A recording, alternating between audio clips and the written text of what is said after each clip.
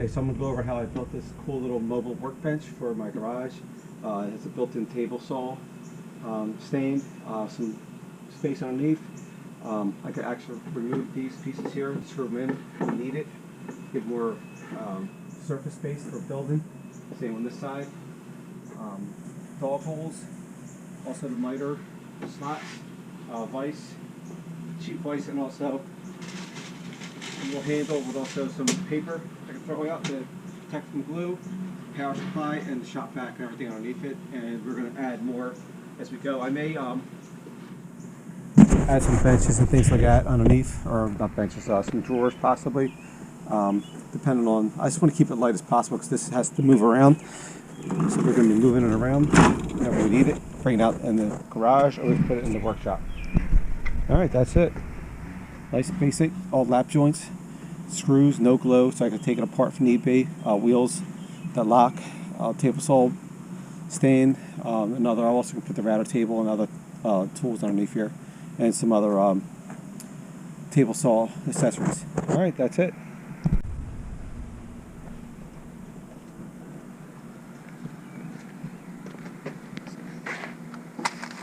Also acts as a handle. Old cheap place here. I'll have to upgrade that. I'm going to really beat this thing up, so I don't want to make it too nice.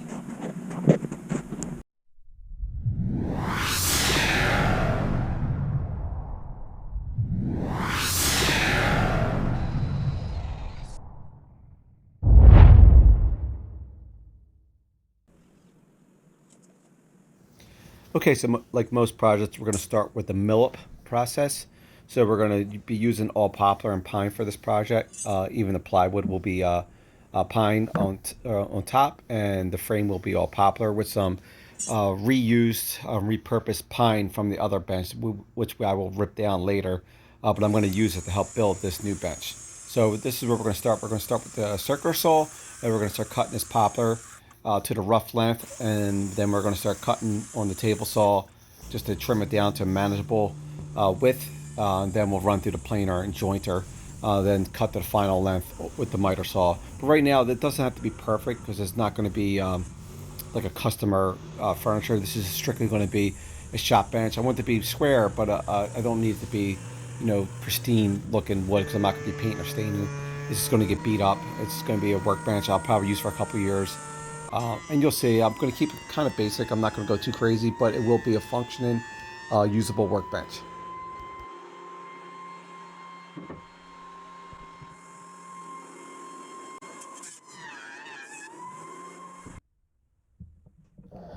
Okay, so you can see her milling up the legs, and then we will do the rest of the frame pieces. After the fact, it'll be the same steps, so that will speed up. So this workbench, mobile workbench, is going to be dimensions will be 68 by 40 by 34. But now if I just do the outfeed itself, it's going to be 42 by 40.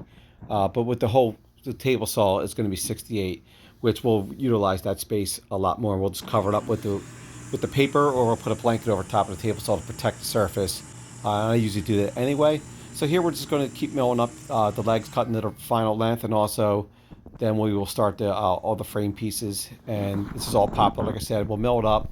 We'll do some light sanding. We'll run a light chamfer at the end, but this is going to be nothing too intricate and too fancy. This is, like I said, it's going to be a functioning workbench. So here we are cutting these long stretcher pieces on the table saw, and then we'll mill these up through the planer, jointer, and the miter saw to cut the final length.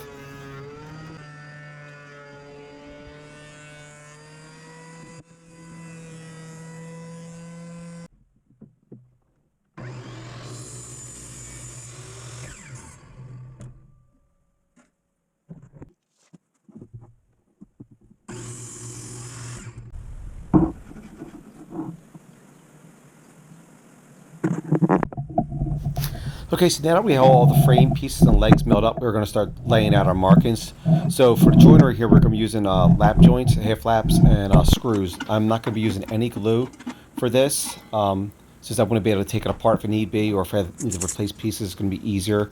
Glue makes it more permanent.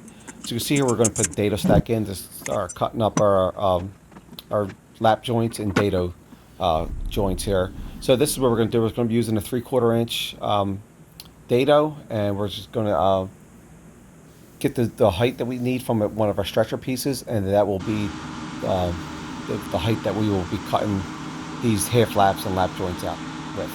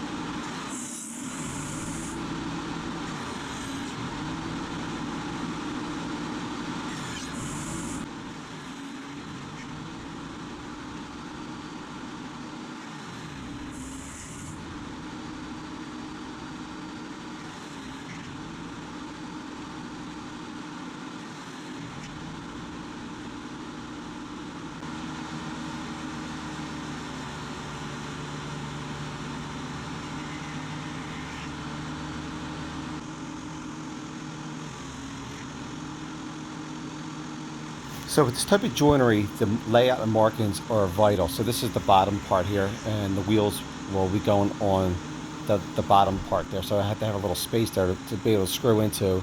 So so there's how they'll look. So we're going to just clean up and chisel some of the rough spots to make sure everything lays nice and flush. And we're also going to be cutting some dado markings slots for where the table saw will be. So that way the guide rails will be able to slide through without being impeded by the frame, but without losing much integrity. So that's what we're doing here. We're just going to lay the markings out for there, and while we have the dado stack out, we're just going to use the dado stack to cut these dado slots. We're not going to cut the whole thing. We're just going to cut slots out so that way the rails can slide back and forth without being impeded.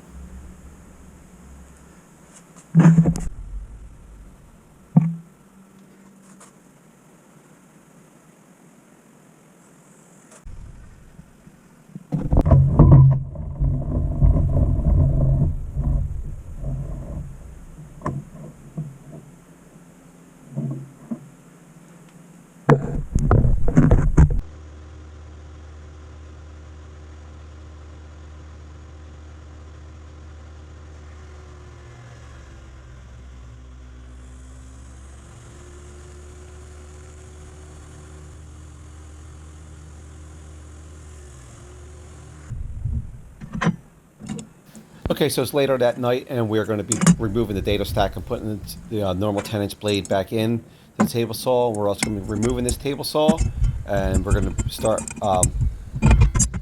tearing this old bench down since we don't have a use for it. So we will be repurposing some of this lumber for brace pieces, corner brackets, etc. So now it's the next morning. So now we're going to start assembling this new bench, and we're going to be using the lap joints and the half flaps that we mark out and cut the day prior, and we're going to just use countersinks and 2.5-inch construction type screws to assemble this. We're not going to be using any glue, like I mentioned, since I want to be able to remove this, take it apart in the future if need be, or replace pieces if need be. Glue makes it more permanent, like I mentioned. So we're just going to be putting this together. It's like a big puzzle here. As you can see, it's fairly simple, and it goes together nice and square and pretty quick. It takes about maybe a half hour, 45 minutes to do all these steps here.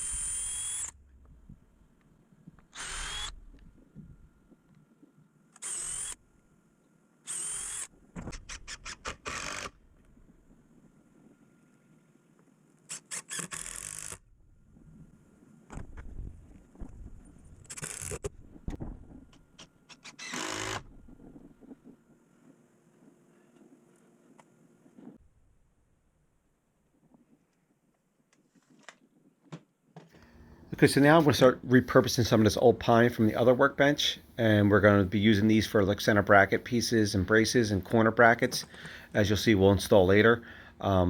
So this is just repurposed wood, just not so I don't have to waste it.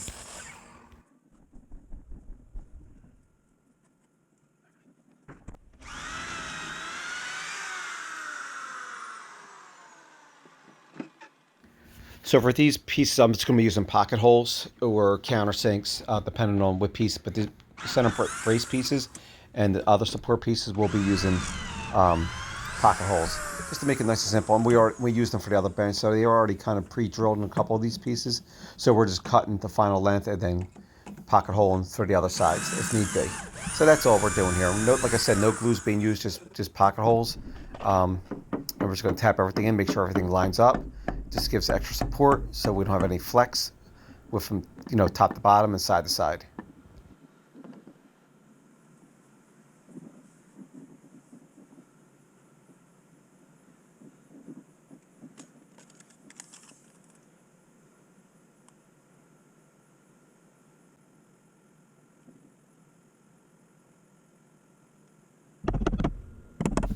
I know this doesn't look great with different wood species with the pine and the poplar. So aesthetically, this is not a very good look, but I'm more going for functioning workbench and also repurposing some of the old wood. And also, it cuts costs too this way. And rather than just burning this wood, I'm going to repurpose it, like I said, and just use this to help keep everything nice and stable. Like I said, look, this wood here is really chunky. This is old trim pieces from the other bench. It was stained blue at one point. We're going to be using these for our corner brackets, and we're just going to be cutting these 45-degree angles, and we're going to be running them on the drill press, just to counter with a countersink bit, and then we'll be screwing them in with 1.5 inch screws.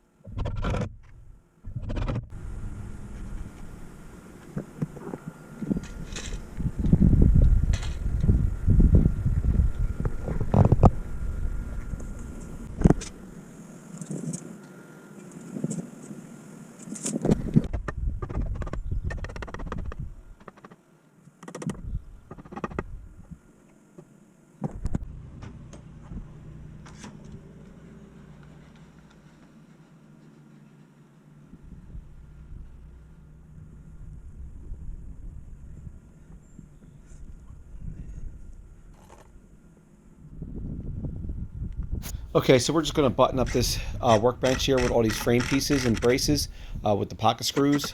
And then next step, what's going to be, we're going to install the wheels after this is all buttoned up. So here we're just going to be using a self-centering drill bit. We're going to do a little countersink, and then we're going to be using 1.25 inch screws to tighten these up. And hopefully these will stay nice and stable. The old bench, the legs are a little thinner, so the brackets didn't fit as well. So I was getting like three screws in, and they were kind of going out of the side, so it wasn't as stable. So this is a lot thicker legs, so these I have no problems fitting these brackets on and screwing these in. So this should work a lot better.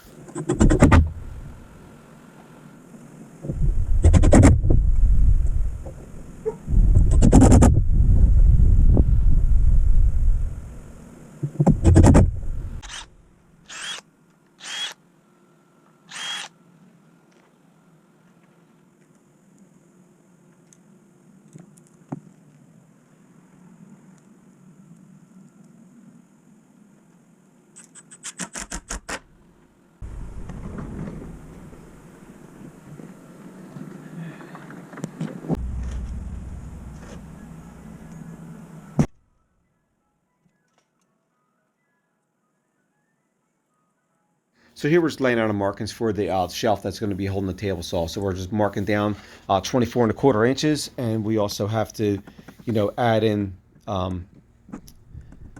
the space for the top, which will be 3/4 of an inch for the top plywood we're going to be using. So we're going to be just using this MDF as a template right now. So we're going to be using pocket holes again and screws, and make sure everything's nice and level front to back. And then we're just going to be cutting the bottom shelf that we're going to be using. We're going to also be repurposing this wood also. Like I said, we're using this MDF here just to give it an idea if it's level or not and straight. So we're just going to be, like I said, marking this up, cutting this up. And now we're going to start cutting the top piece. So now that we have the table saw in place, and we're just going to use a track saw and some tape for this to make sure we don't have any tear out.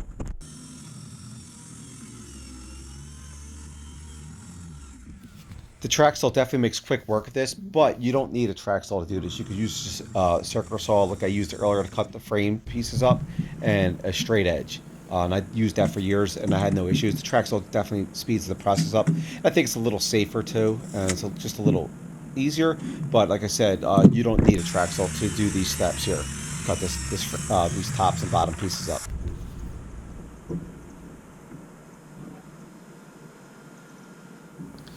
So here I'm making sure everything's nice and level with the table saw on the top, but also I'm going to be marking out the miter slots here too, so we can cut these out with a dado with a router. So that's going to be our next step we're going to be doing after this.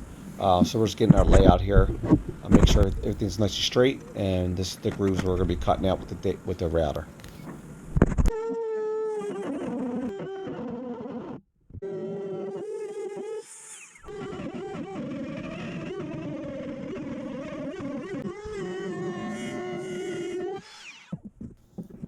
I will say, I probably should use my plunge router instead, but I had that set up on a circle jig, so I had to take it apart.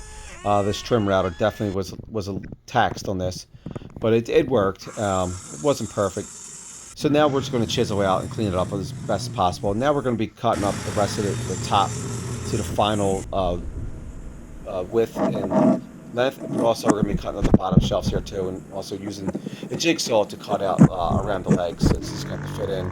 This was a little tough fitting this in, but once I removed that center bracket, it went in no problem. So now we're going to start countersinking, where we're going to be drilling in the top.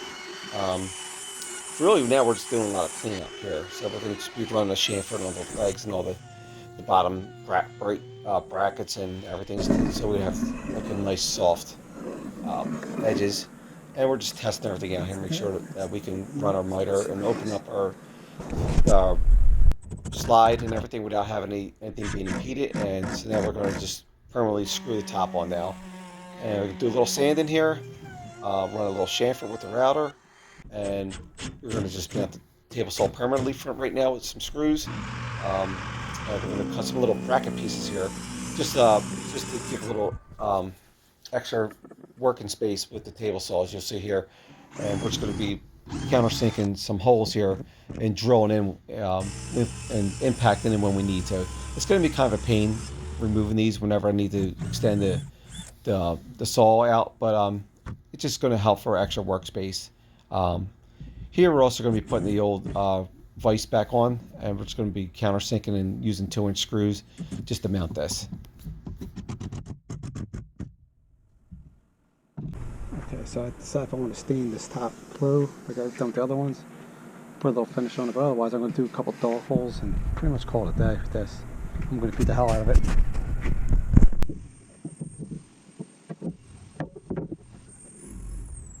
Okay, so here I'm going to be marking where I'm going to be putting 2 rows of dog holes. So we're going to be putting some on the one edge of the work surface, and we're going to put another row closer towards the table saw. And this just helps with laying out, dog holes, the dogs themselves, and also like certain clamps you can put in there and kind of hold everything down. It's great for like biscuits and dominoes especially, and also if you're doing any hand planing. So we're just going to drill these out, and we're going to put a little slight chamfer on there, soften the edges, and sand. So now we're going to be putting this little, I'm going to call it like a towel rack. And this is going to be holding our paper to cover up the top when we do glue ups. If I'm not being lazy, So we're going to be countersinking and screwing these in with 1.5 inch screws, and this also acts as a handle to pull the cart around too when need be. So the finishes we're going to be using some shellac. I decided not to stain and paint this. I'm just going to leave it as is and just put some shellac on here. Just us putting the paper on just to test it. We can put a couple sheets on. So now I'm going to put a little surge protector on here too, just for power, for portable power. Whether if I'm going to plug it into my truck or plug to into an extension cord from the garage or house. So we're just demonstrating how this works. This works really good. I love this feature, door holes. I was thinking of putting a track system in, and I still may, but I don't want to overdo it right now. And I may do a second video or third video if I decide to update this thing.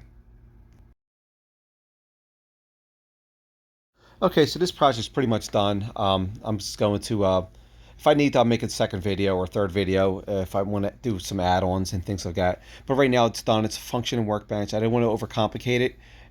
It looks good. Came out good. I'm able to pull it in and out. I've used it already. And it's a functioning workbench. If you have any questions, comments, let me know. Thanks for watching.